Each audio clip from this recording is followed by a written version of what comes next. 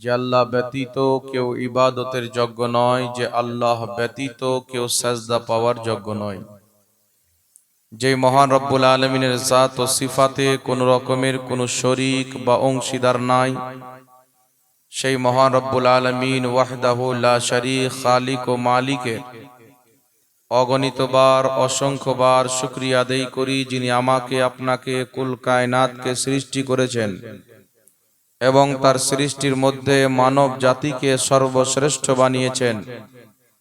এবং আল্লাহ তাবারাক ওয়া তাআলা নিজের দয়াতে মেহেরবানিতে আমাকে আপনাকে তার আখরি নবী রহমাতুল লিল আলামিন আলাইহিস সালাতু ওয়াস সালামের উম্মত বানিয়েছেন। তাই আমরা সকলে অন্তরের স্থল থেকে আল্লাহ তাবারাক ওয়া তাআলার শুকরিয়া আদায় করি, যিনি আমাদের মালিক, আমাদের খালিক, আমাদের স্রষ্টা, আমাদের মাবুদ। তাই সকলে জবান খুলে পাঠ করুন আলহামদুলিল্লাহ। আল্লাহ পাকের হামদ ও সানার পর রাসূল আকরাম নূরে মুজাসসাম সরওয়ারে দো আলম রহমাতুল লিল আলামিন শফিউল মুজনবিন আনিসিল গারিবিন রাহাতে আশিকিন মুরাদুল মুমিনিন সাইয়াহে লা মাকা নাজিশে কওনো মাকা মক্কার সরদার মদিনার তাজদার মা আমিনার লাল আব্দুল্লাহ নয়নতারা শাফাতের কান্ডারি রহমতের ভান্ডারি কাল কিয়ামতের কঠিন দিনে সুন্নি সহিহুল আকীদা মুসলমানদের শাফাআতকারী তাহা ওয়া ইয়াসিন সিরাজাম মুনির বশির ও নজির আহমদে মুজতবা জনাবে মুহাম্মদুর রাসূলুল্লাহ সাল্লাল্লাহু তাআলা আলাইহি ওয়া আলিহি ওয়াসাল্লামের প্রতি অগণিতবার অসংখ্যবার দুরূদ ও সালাম বর্ষিত হোক, গর্বিত হোক। সকলে পড়ুন আল্লাহুম্মা আমিন।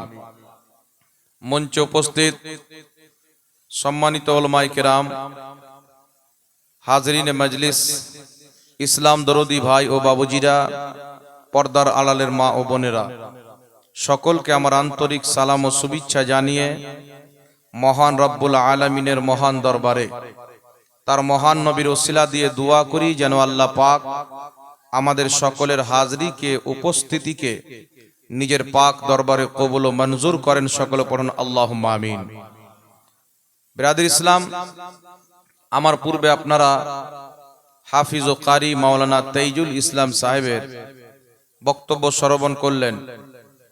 তারপরে পশ্চিমবঙ্গের ভাইরাল বক্তা আমার বন্ধু হযরত মাওলানা পিয়ারুল ইসলাম চিশতি সাহেবের নাত শ্রবণ করলেন। আপনাদের এলাকার ছেলে, আপনাদের এলাকার গৌরব, এবং আরো উলামায়ে কেরামের হয়তো আলোচনা হয়েছে যেগুলো আপনারা শ্রবণ করেছেন।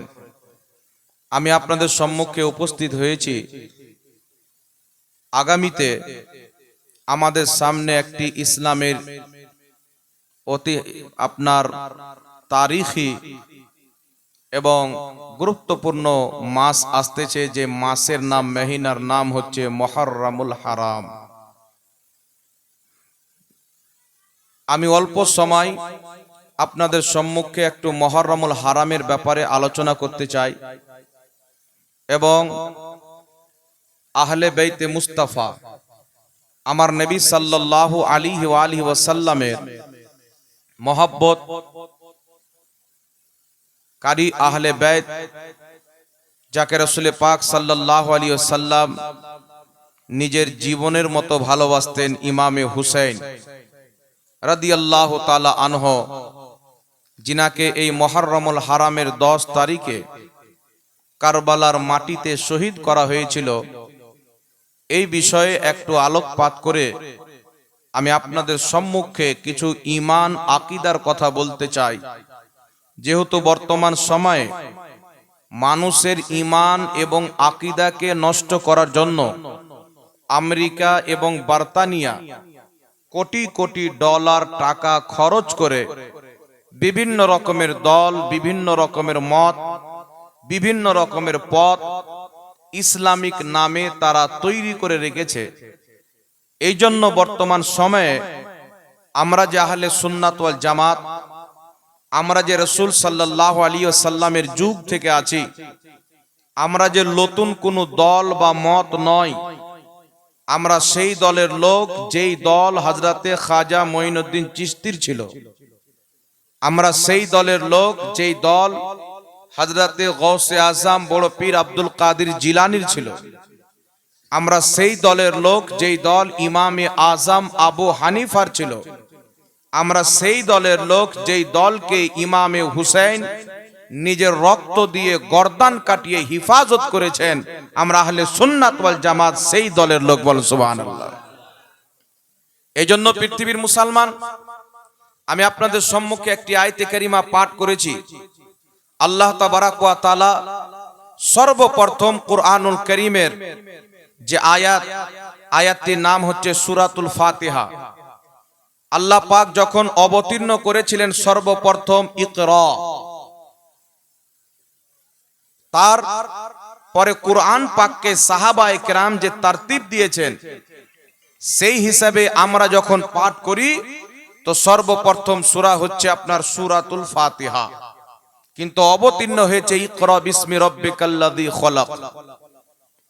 তো এই সূরাতুল ফাতিহা যারা নামাজ পড়েন সকলে নিজের নামাজের মধ্যে পাঠ করেন, যদি একা নামাজ পড়েন।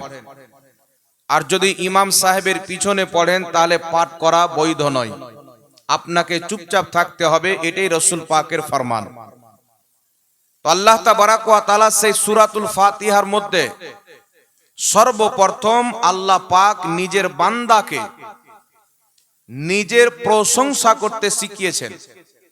আলহামদুলিল্লাহি রাব্বিল আলামিন, সমস্ত প্রশংসা সমস্ত তারিফ মহান রব্বুল আলামিন আল্লাহ তাবারাক ওয়া তাআলার জন্য, যিনি কুল জাহানকে পালনে ওয়ালা। আল্লাহ নিজের তারিফ করতে শিখিয়েছেন বান্দাকে। তারপর আল্লাহ তাবারাক ওয়া তাআলা বলছেন আর রহমানির রহিম, যিনি অত্যন্ত দয়ালু মেহেরবান রহমান রহিম। মালিক ইয়াউমিদ্দিন, যে আল্লাহ তাবারাক ওয়া তাআলা কিয়ামত দিবসের মালিক। ইয়্যাকা না'বুদু ওয়া ইয়্যাকা নাস্তাঈন, তারপর আল্লাহ শিক্ষা দিয়েছেন আমাদেরকে, আমরা বলছি আল্লাহ তোমারই ইবাদত করি এবং তোমার কাছেই সাহায্য চাই।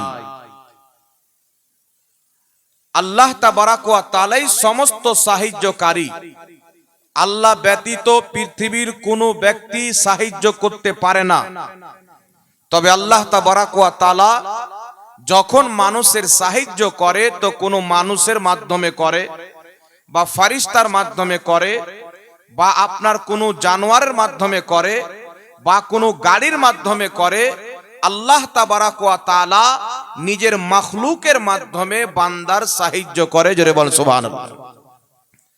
যদি কোনো ব্যক্তিকে অসুখ হয়ে যায়, সেই ব্যক্তি ওষুধ খেলে তার অসুখ ভালো হয়ে যায়। তো ওষুধ খেলে অসুখ ভালো হয়, এই যে ওষুধের মধ্যে অসুখকে দূর করার, ভালো করার যে ক্ষমতা রয়েছে, শক্তি রয়েছে, পাওয়ার রয়েছে, এটাও আমার আপনার আল্লাহ তার মধ্যে রেখেছে, জোরে বল সুবহানাল্লাহ। তো আল্লাহ তাবারাক ওয়া তাআলা নিজের বান্দাকে বিভিন্ন রকম ভাবে সাহায্য করেন, তবে একমাত্র হাকিকি সাহায্যকারী হচ্ছে আল্লাহ। আল্লাহ যদি চায় তার নবীর মাধ্যমে সাহায্য করেন, আল্লাহ চাইলে তার নবীর মাধ্যমে, তার ওলির মাধ্যমে, তার ফারিস্তার মাধ্যমে সাহায্য করেন। তারপর আল্লাহ তাবারাক ওয়া তাআলার ব্যতীত আমরা কারোর ইবাদত করতে পারি না। একটু লক্ষ্য করে শুনেন মুসলমান, ইবাদত হচ্ছে আলাদা জিনিস, মহব্বত হচ্ছে আলাদা জিনিস। আল্লাহ তাবারাক ওয়া তাআলাকে আমরা মহব্বত করি, পিতা মাতাকেও মহব্বত করি। আল্লাহ তাবারাক ওয়া তাআলাকে আমরা সম্মান করি, পিতা মাতারও সম্মান করি। কিন্তু পৃথিবীর মুসলমান, আল্লাহ তাবারাক ওয়া তাআলার আমরা যে ইবাদত করি, পৃথিবীর কোনো ব্যক্তি, কোনো গাছ গাছালি, কোনো পাহাড় পর্বত, নদী নালা, পৃথিবীর যে কোনো জিনিস হোক না কেন, কোনো জিনিস ইবাদতের যোগ্য নয় একমাত্র আল্লাহ ব্যতীত, জোরে বল সুবহানাল্লাহ। তো আমরা মুসলমান মহব্বত তো করি, কারণ কোন ব্যক্তি যদি রাসূলকে মহব্বত না করে ঈমানদার হবে না, সাহাবীকে মহব্বত না করে মুসলমান হবে না, আহলে বাইতকে মহব্বত না করে মুসলমান হবে না। তো মহব্বত সবাইকে করা যায়, কিন্তু ইবাদত একমাত্র আল্লাহর হয়। জোরে বলতে হবে সুবহানাল্লাহ। এই জন্য পৃথিবীর মুসলমান বর্তমান জামানাতে অনেক ক্যাটাগরির লোক বেরিয়েছে। এরা মোহাব্বতকেও ইবাদতের নাম দিয়েছে, সম্মানকেও ইবাদতের নাম দিয়েছে। তবে মনে রাখবেন পৃথিবীর মুসলমান, যদি কোনো ব্যক্তি কোনো সম্মানিত ব্যক্তিকে মহব্বত করে বা সম্মানিত ব্যক্তির তাজিম করে, সম্মান করে, আর তার সম্মানকে ইবাদত বানিয়ে যদি কোনো ব্যক্তি তার প্রতি কুফরির ফতোয়া দেয়, বিদাতের ফতোয়া দেয়, শিরকের ফতোয়া দেয়, তাহলে সেই ব্যক্তির নিজের ঈমান ধ্বংস হয়ে যাবে। কারণ রাসূল পাক সাল্লাল্লাহু আলাইহি ওয়াসাল্লাম ইসলামের যে বিধান আমাদেরকে দিয়েছেন, যদি কোনো ব্যক্তি এক মুসলমানকে যদি কাফির বলে বা মুশরিক বলে, আর সেই মুসলমান যদি মুশরিক না হয়, যেই ব্যক্তি মুশরিক বলবে সেই ব্যক্তি নিজেই মুশরিক হয়ে যাবে। একজন ব্যক্তি একজনকে যদি কাফির বলে, সেই ব্যক্তি যদি কাফির না হয়, যেই ব্যক্তি কাফির বলবে সেই ব্যক্তি নিজেই কাফির হয়ে যাবে। তো এখান থেকে কি শিক্ষা পেলাম? যদি কোনো ব্যক্তি গুনহার কাজ করে তবুও তাকে কাফির মুশরিক বলা যাবে না। কারণ রাসূল পাক সাল্লাল্লাহু আলাইহি সাল্লাম বলেছেন, গুনাহের কারণে কোনো ব্যক্তি কাফির হয় না। মানুষ চুরি করে, চুরি করলে গুনাহ হবে কিন্তু কাফির হবে না। মানুষ আপনার দারু পান করে, দারু পান করলে গুনাহ হবে কিন্তু কাফির হবে না। হযরত ওমর ফারুক রাদিয়াল্লাহু তাআলা আনহুর বেটা দারু পান করেছিলেন, তিনি তার প্রতি হদ জারি করেছিলেন কিন্তু কাফিরের ফতোয়া দেয়নি। এই জন্য পৃথিবীর মুসলমান গুনাহ করার কারণে যদি একজন পাপীকে, একজন গুনহেগারকে কোনো ব্যক্তি কাফির বলে দেয়, তাহলে সেই ব্যক্তি নিজেই কাফির হয়ে যাবে। কারণ কাফির কাকে বলে?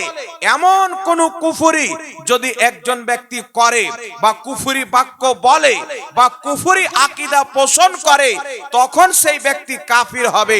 কাফির হওয়া মানে ইসলাম থেকে বেরিয়ে যাওয়া। কাফির হওয়া মানে ইসলাম থেকে বেরিয়ে যাওয়া। শিরিক করা মানে ইসলাম থেকে বেরিয়ে যাওয়া। কিন্তু পৃথিবীর মুসলমান বর্তমান জামানাতে সাধারণ পাবলিককে কিছু ইহুদি খ্রিস্টানদের দালালের পক্ষ থেকে শিরকের ভয় দেখানো হয়, কুফরির ভয় দেখানো হয়, বিদাতের ভয় দেখানো হয়। তারা ইবাদত তো দূরে থাক, কোন মুসলমান আল্লাহ ছাড়া কারোর ইবাদত করতে পারে না।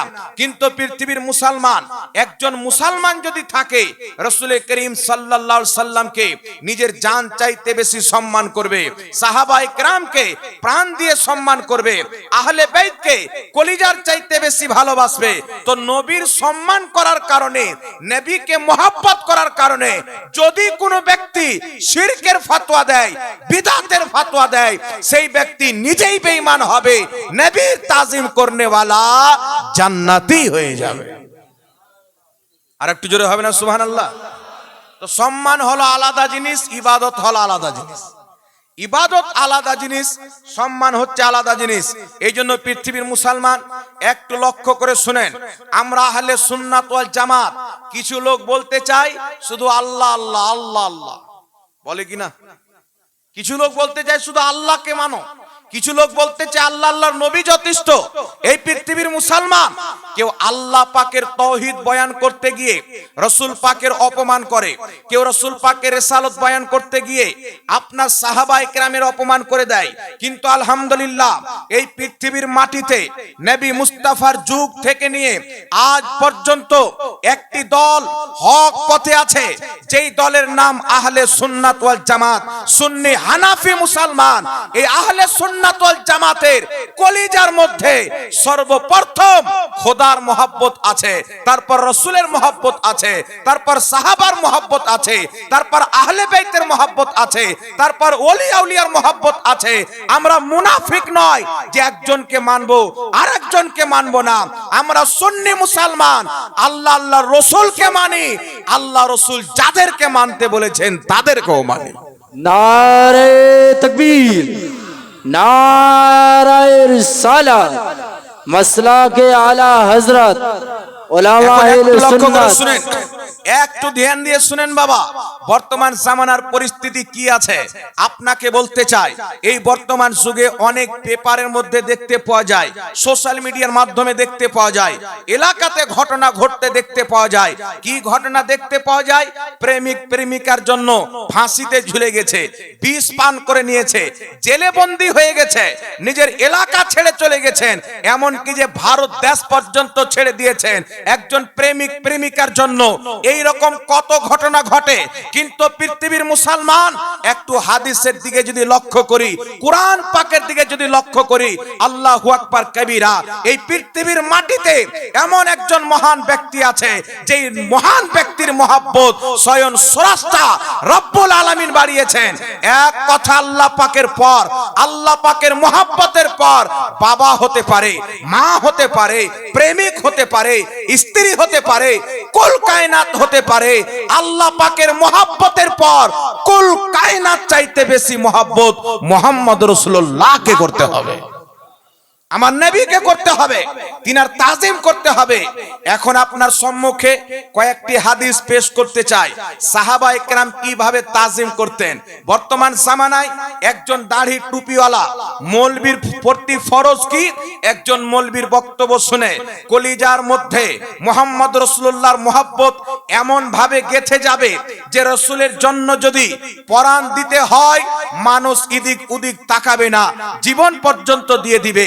একজন আলিমের বক্তব্য শুনে নবীর তাজিম বাড়বে, রাসূলের মহব্বত বাড়বে, নবীর সুন্নাতের দিকে এগিয়ে যাবে। কিন্তু বর্তমান জামানাতে দাড়ি টুপিওয়ালা ইসলামিক স্কলার নামের কিছু শয়তান মার্কেটে বেরিয়েছে। এরা মুশরিকদেরকে বাদ দিয়ে দিয়েছে, মূর্তি পূজারীকে বাদ দিয়ে মুসলমানের পিছনে লেগে আছে। কেউ যদি রাসূলের পাককে দাঁড়িয়ে সালাত ও সালাম জানায়, বিদআত আর শিরক বলে ফতোয়া দিবে। কেউ যদি নবীর নামকে চুমুন দেয়, বিদআত শিরক বলে ফতোয়া দিবে। কিন্তু পৃথিবীর মুসলমান আপনাকে বলতে চাই, সাহাবা রাসূলকে কেমন মহব্বত করতেন।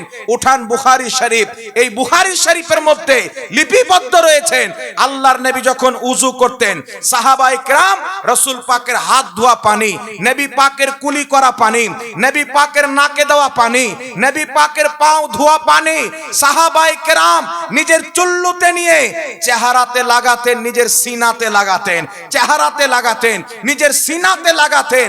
এমন কি যে আমার আপনার নবী উযু করতেছেন, একজন সাহাবী সামনে এসেছেন, আল্লাহর নবী মুস্তাফার মুখে পানি আছেন, নবী পাক নিজের মুখের কুলির পানি ওই সাহাবার চেহারাতে ফেলে দিলেন।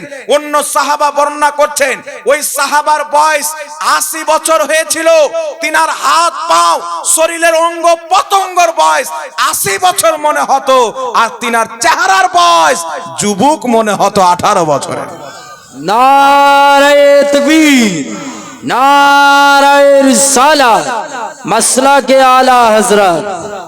কেমন তারা রাসূলের পাককে মহব্বত করেছেন পৃথিবীর মুসলমান।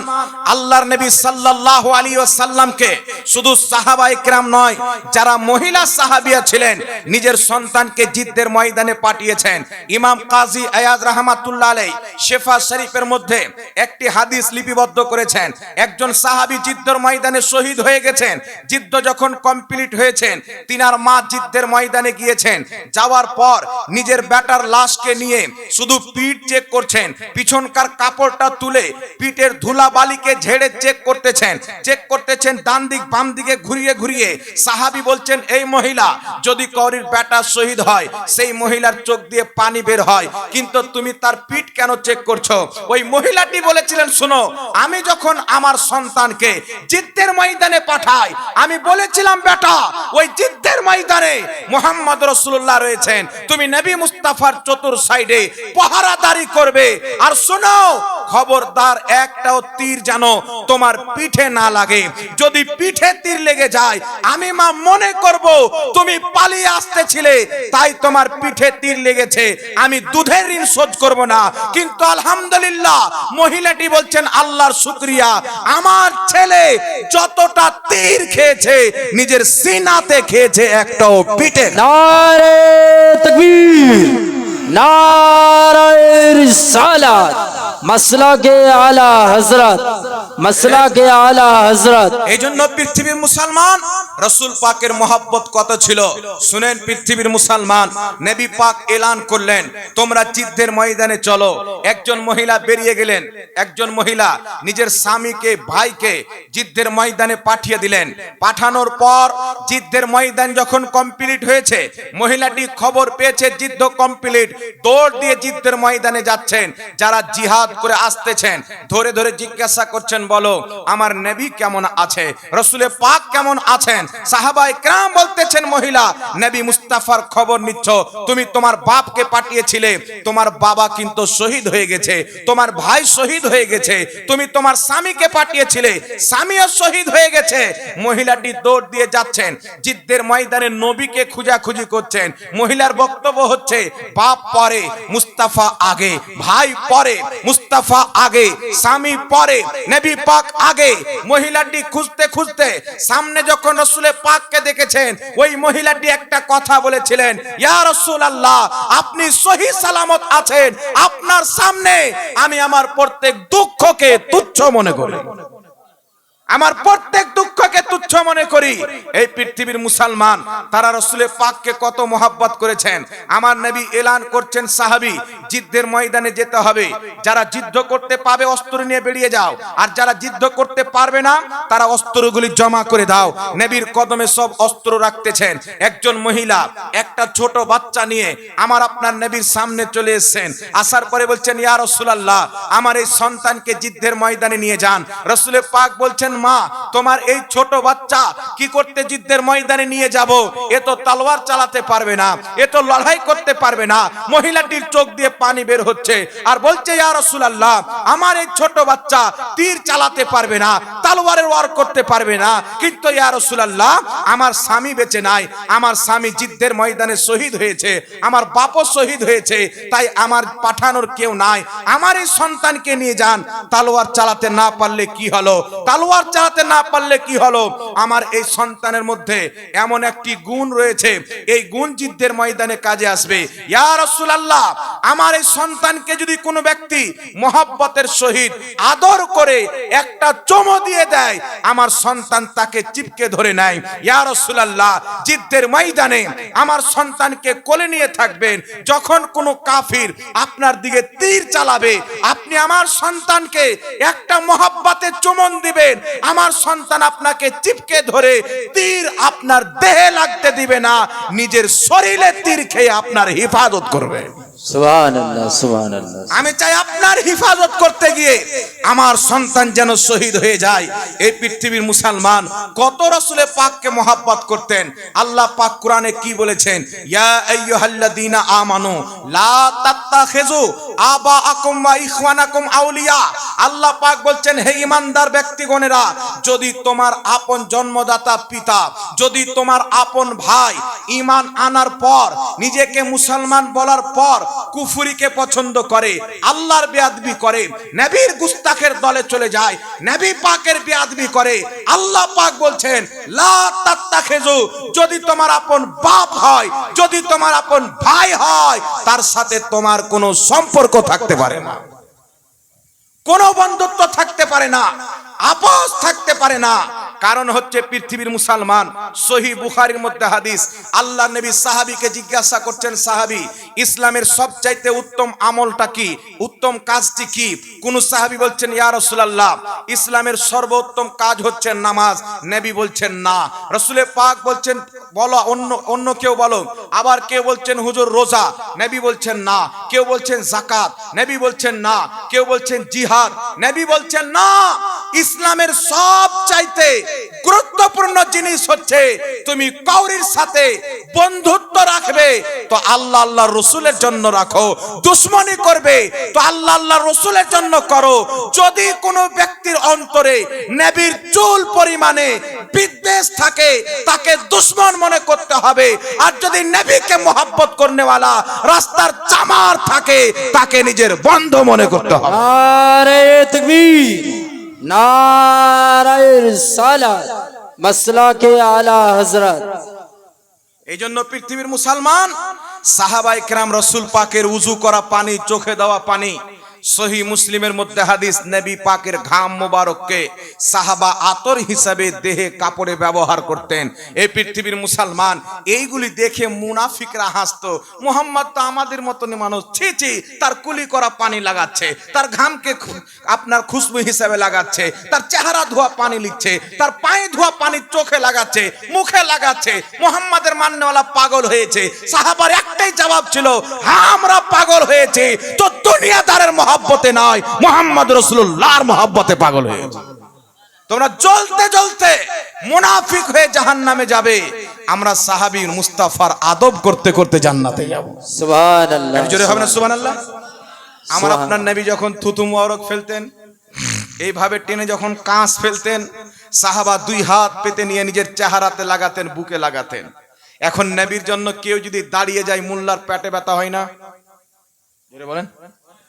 আর কিছু লোক আছে, যদি কোনো টুপিওয়ালা শয়তান, দাড়িওয়ালা শয়তান, এরা বলে দিবে নবীকে দাঁড়িয়ে সালাম দেওয়া বিদাত, এরা মনে করছে বাপ রে এতদিন বিদাত করলাম।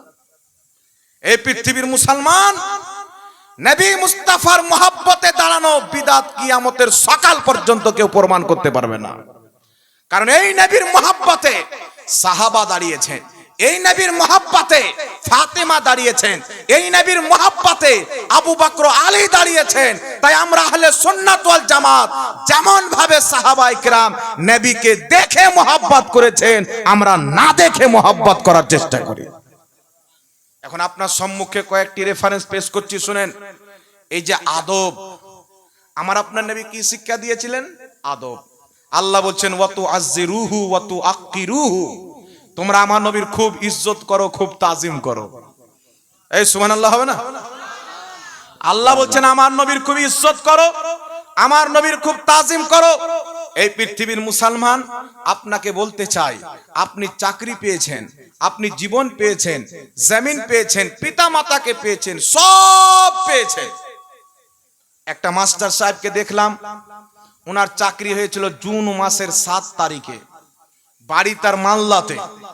ফোন করে বলছেন হুজুর এই দিনে আমি চাকরি পেয়েছিলাম, তাই খুশিতে বাড়িতে একটু দোয়া খেরের ব্যবস্থা করেছি, মানুষকে খাওয়া দাওয়া করে দোয়া খের করবো, একটু আনন্দ প্রকাশ করবো, আল্লাহর শুকরিয়া আদায় করব। এই দিনে আল্লাহ আমাকে চাকরি দিয়েছিলেন। আমি আপনাকে বলতে চাই, পৃথিবীর মুসলমান একদিকে কাবাকে রাখেন, একদিকে আল্লাহর আরশকে রাখেন, একদিকে লৌহ কালামকে রাখেন, জিবরিল সহ প্রত্যেক ফেরেশতাকে একদিকে রাখেন। আল্লাহর ইজ্জতের কসম খেয়ে বলি, কুল কায়নাত, 7 তবক জমিন, 7 তবক আসমান, জান্নাত পর্যন্ত, আরশ কুরসি পর্যন্ত একদিকে রাখেন, আর মুহাম্মদ রাসূলুল্লাহর সম্মান একদিকে রাখেন। মুস্তাফার ইজ্জতের সমতুল্য কুল কায়নাতের ইজ্জত হতে পারে না। নারে তাকবীর, নারায়ে রিসালাত, মাসলাকে আলা হযরত। আজ মানুষের মধ্যে চিরকাল থেকে রাসূল পাকের একটি আলাদা স্থান যে মানুষের অন্তরে আছে, এই স্থানকে মিটানোর জন্য সিম্পল একজন রাসূলকে মানুষ বানিয়ে দিতে চায়। নবী মুস্তাফাকে সাধারণ মানুষ বানিয়ে মানুষের সামনে উপস্থাপন করা হয়। ফান্ডিং আমেরিকা থেকে আসে, ফান্ডিং ফিলিস্তিন থেকে আসে। এই পৃথিবীর মুসলমান, আমি আপনাকে বলতে চাই, রাসূল করিম সাল্লাল্লাহু আলাইহি ওয়াসাল্লামের আজ তারা সম্মানকে নষ্ট করতে চায়, ইজ্জতের প্রতি হামলা করে। কিন্তু এদের পূর্বের বাপ দাদারা নবী মুস্তাফার খানদানকে হত্যা করেছে, রাসূল পাকের ঘরানাকে হত্যা করেছে। ইমামে হুসেন রাদিয়াল্লাহু তাআলা আনহু কে ছিলেন? আল্লাহর কোরআনকে জিজ্ঞাসা করেন হুসেনকে মানবো কিনা। আল্লাহ কোরআন পাকে বলেছেন, কুল লা আসআলুকুম আলাইহি আজরান ইল্লাল মাওয়াদ্দাতা ফিল কুরবা। আল্লাহ পাক বলছেন, হে নবী তুমি বিশ্ববাসীকে বলে দাও, আমি তোমাদের কাছে কিছুই চাই না, বদলা কিছুই চাই না। আমি নবী মুস্তাফার কারণে আল্লাহর কোরআন পেয়েছো, বদলা চাই না। আমি নবী মুস্তাফার কারণে নামাজ রোজা পেয়েছো, আমি বদলা চাই না। এক আল্লাহর ঠিকানা পেয়েছো। মনে করো তোমাদের পূর্বপুরুষ জামানায় জাহিলিয়াতে পাথরের পূজা করত, মূর্তির পূজা করত, চন্দ্রর পূজা করত, সূর্যের পূজা করত। আমি নবী মুস্তাফা দুনিয়ার পূজা থেকে তোমাদেরকে রক্ষা করে তোমাদের খালিক আল্লাহর পূজারি বানিয়েছে, এক আল্লাহর ঠিকানা দিয়েছি, এত কিছু আমি দিয়েছি, এর বদলা আমি কিছু চাই না। মনে করো যুদ্ধের ময়দানে আমি মুস্তাফার দান্দানে মুবারক শহীদ করিয়ে রক্ত বের করা হয়েছে, এর বদলা কিছু চাই না। তয়েফের মাটিতে আমাকে রক্তে রক্তিত করা হয়েছে, আমি তার বদলা চাই না। মক্কা ছেড়ে আমি মদিনা গিয়েছি, রাস্তাতে চলতে চলতে আমার পায়ে আঘাত পেয়েছি, আমি কত কষ্ট করে তোমাদের পর্যন্ত ইসলাম ঈমানকে পৌঁছে দিয়েছি, এর বদলা কিছুই চাই না। ইল্লাল মুওয়াদ্দাতা ফিল কুরবা, কিন্তু আমার আহলে বাইতের মহব্বত চাই। সুবহানাল্লাহ, জোরে হবে না সুবহানাল্লাহ? সুবহানাল্লাহ। এই আহলে বাইতের চর্চা ওয়াহাবির মুখে পাবেন না। এই আহলে বাইতের চর্চা ইয়াজিদি দেওবন্দির মুখে পাবেন না, কারণ এরা হুসেনের চর্চা করবে না। কারণ হুসেনের যদি চর্চা হয় তো ইয়াজিদের অটোমেটিক বুড়াই হবে। আর তারা ইয়াজিদকে নিজের আব্বা মনে করে। কি মনে করে? ওই যে কারবালার ময়দানে ইয়াজিদের কোনো ভুল ছিল না, হুসেন কারবালায় গেল কেন যে শহীদ হলো, এই কথা কোনোদিন আপনারা শুনেছেন? এর পূর্বে কোনোদিন শুনেছেন? এই জামানাতে শুনছেন, পূর্বে কোনোদিন শুনেছেন? কিছু মৌলবি ইয়াজিদকে ডিফেন্ড করার জন্য ময়দানে নেমে পড়েছে। যে আমি আপনি যুগ যুগ থেকে যেটা ইয়াজিদের ব্যাপারে শুনে আসছি, ইয়াজিদ সে ছিল না। কে ছিল? উনি একজন ইসলামিক শাসন ছিল। আর কি বলছে? বলছে ইয়াজিদ বিন মুআবিয়া রাদিয়াল্লাহু তাআলা আনহু, মানে হযরতে মুআবিয়ার বেটা ইয়াজিদের প্রতি আল্লাহ রাজি আছে। বলে নাউজুবিল্লাহ। ইয়াজিদের নামের পর রাহমাতুল্লাহ আলাইহি বলা নাজায়েজ, ইয়াজিদের নামের পর রাদিয়াল্লাহু তাআলা আনহু বলা নাজায়েজ। কারণ ইয়াজিদের প্রতি আল্লাহ রাজি নয়, আল্লাহ রাজি হচ্ছে ইমামে হুসাইনের প্রতি। একটু জোরে হবে না সুবহানাল্লাহ? এই জন্য পৃথিবীর মুসলমান দেওবন্দীদের কিতাব পড়েন, ফাতাওয়া রশিদিয়া, আহলে হাদিসদের কিতাব পড়েন, এরা পরিষ্কার বলে দিয়েছে যে মুহররমুল হারামের মেহিনাতে ইমামে হুসেন বা নবীর আহলে বাইতের নামের মাহফিল করে, যদিও সহিহ সনদে ইমাম হুসেনের ফজিলত কারবালার ঘটনা বর্ণনা করা, তারা বলছেন নাজায়েজ এবং হারাম। কারণ কারবালার ঘটনা এই মুসলিম জাতি যত শুনবে, ইয়াজিদের নোংরা মুখ তত প্রকাশ্য পাবে। এই কারবালার ঘটনা মুসলমান যত শুনবে, ইয়াজিদ যে চরিত্রহীন, ইয়াজিদ যে বেনামাজি, ইয়াজিদ যে জিনাখোর, ইয়াজিদ যে একজন পুতপথ ভ্রষ্ট, এই ইয়াজিদের মুখ পর্দা খুলে যাবে।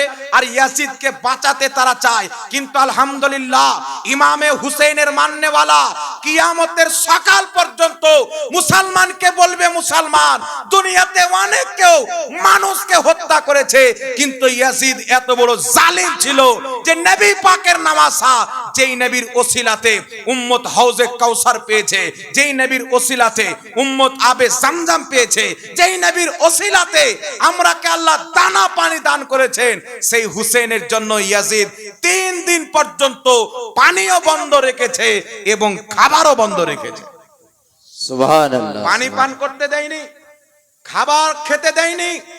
আমার আপনার নবী যখন মক্কার মাটিতে ছিলেন, বৃষ্টি যখন বন্ধ হয়ে গেল, পশু পাখি হালাক হয়ে যায়, বরবাদ হয়ে যায়। সাহাবী নবীর দরবারে গেলেন, মসজিদ আছেন, নবী পাক হুজুর বৃষ্টির জন্য মানুষ হালাক হচ্ছে, একটু দোয়া করে দেন। আমার নবী সবাইকে বললেন হাত তুলো, সবাই মিলে হাত তুললেন, বুখারীর হাদিস। দোয়া করলেন আল্লাহ নবী বৃষ্টির জন্য, বৃষ্টি আরম্ভ হয়ে গেল। বৃষ্টি ছুটে না ছুটে না, আবার সাহাবা গিয়ে বলছেন হুজুর মদিনা মক্কা সব ডুবছে, আপনি বৃষ্টির বন্ধ হওয়ার দোয়া করেন। আমার নবী বন্ধ হওয়ার দোয়া করলেন, বৃষ্টি বন্ধ হয়ে গেল। তো যেই নবী হাত তুললে আল্লাহ বৃষ্টি দান করেছেন, উমর ফারুকের জামানায় বৃষ্টি বন্ধ হয়ে গেল। মুসান্নাফ ইবনে আবি শাইবার মধ্যে সহিহ সনদে হাদিস, মানুষ দোয়া করছেন ইস্তিসকার মসজিদে গিয়ে, সব জায়গাতে ইস্তিসকার নামাজ পড়ছে, তাহাজ্জুদের নামাজ পড়ছে, দোয়া হচ্ছে, দোয়া কবুল হয় না। হযরতে বেলাল বিন হারিস আমার নবীর কবরে গিয়ে দোয়া করছেন, ইয়া রাসূলুল্লাহ আপনার উম্মত হালাক হচ্ছে, একটু বৃষ্টির ব্যবস্থা করে দেন। আমার নবী স্বপ্নে এসে বলছে বৃষ্টি হবে, তার পরদিন দেখছে বৃষ্টি হচ্ছে। জোরে বল সুবহানাল্লাহ। তো যেই নবী মুস্তাফা দুনিয়াকে পানি পান করিয়েছেন, খাবার খাইয়েছেন, পেটে নিজে পাথর বেঁধেছেন, লোককে খাইয়েছেন, এই জমিনের খাজানার পানির মালিক আল্লাহ কাকে বানিয়েছেন? নবীকে। এই জমিনের খাজানার খাবারের মালিক আল্লাহ কাকে বানিয়েছেন? নবীকে। আল্লাহ তাবারাক ওয়া তাআলার হাবিব বুখারী শরীফের মধ্যে বলছেন, আমার আপনার নবী বলছেন, ইন্নী মাফাতিহা খাজাইনিল আরদ, নিশ্চয় আল্লাহ পাক জমিনের সমস্ত খাজানার চাবি আমি নবী মুস্তাফাকে দিয়ে দিয়েছেন। বুখারীর মধ্যে নবী বলছেন, ইন্নাল্লাহা ইউতি ওয়া ইন্নামা আনা কাসিম, নিশ্চয় আল্লাহ দেনেওয়ালা, আমি মুস্তাফা বাঁটনেওয়ালা। তো যেই ফুরাতের পানি বন্ধ করা হয়েছিল, ওই ফুরাত ইয়াজিদের নয়, ওই ফুরাতের মালিকানা আল্লাহ মুহাম্মদ রাসূলুল্লাহকে দিয়েছিলেন। আর তিনারই আওলাদ নবী পাক সাল্লাল্লাহু আলাইহি সাল্লামের একটি খাসিয়াত হচ্ছে, আমাদের বংশ চলে আমাদের ছেলের মাধ্যমে, তাই না? আমাদের খানদান চলে আমাদের ছেলের মাধ্যমে। রাসূল পাক বলছেন, আমার খানদান কিয়ামত পর্যন্ত চলবে আমার মেয়ে ফাতেমার মাধ্যমে। জোরে হবে না সুবহানাল্লাহ? নবী পাক হযরতে হাসান হুসেনকে নিজের বেটা বলতেন। আল্লাহর নবী সাল্লাল্লাহু আলাইহি সাল্লাম একদিন ফাতেমার বাড়ি গেলেন, একটা চাদর মেলে দিলেন। ঘরের মধ্যে রাসূল পাক আছেন, একটা চাদর মেললেন, গায়ে যেটা দিয়েছিলেন। বলছেন, ফাতেমা চলে এসো, হাসান চলে এসো, হুসেন চলে এসো, আলী চলে এসো। মা ফাতেমা, হাসান, হুসেন, আলী ইনারা চাদরে আসলেন। আমার নবী তাদেরকে ঢাকলেন। ঢাকার পর রাসূল পাক দোয়া করছেন, আল্লাহ এরা হচ্ছে আমার আহলে বাইত, এরা আমার রক্তের লোক, এরা আমার পরিবারের লোক, এদেরকে তুমি পবিত্র করে দাও। আল্লাহ আয়াতে তাতহির নাজিল করে বলেছিলেন, মেহবুব আল্লাহ তো এটাই চাই, তোমার আহলে বাইতের মধ্যে থেকে প্রত্যেক অপবিত্রতাকে আমি আল্লাহ দূরে সরিয়ে দিয়েছি। বলুন সুবহানাল্লাহ। দূরে সরিয়ে দেওয়ার কারণে মা ফাতেমা রাদিয়াল্লাহু তাআলা আনহা ইনি যে নামাজ পড়তেন, আমার মা বোনদের একটা মাসে রক্ত আছে, যেটার কারণে তাদের প্রতি নামাজ মাপ থাকে, রোজার মাসে আসলে রোজা কাজা করতে হয়, নাকি জানেন তো আপনারা? কিন্তু মা ফাতেমার মধ্যে সেই রক্ত ছিল না। সুবহানাল্লাহ বলেন। সেই রক্ত ছিল না।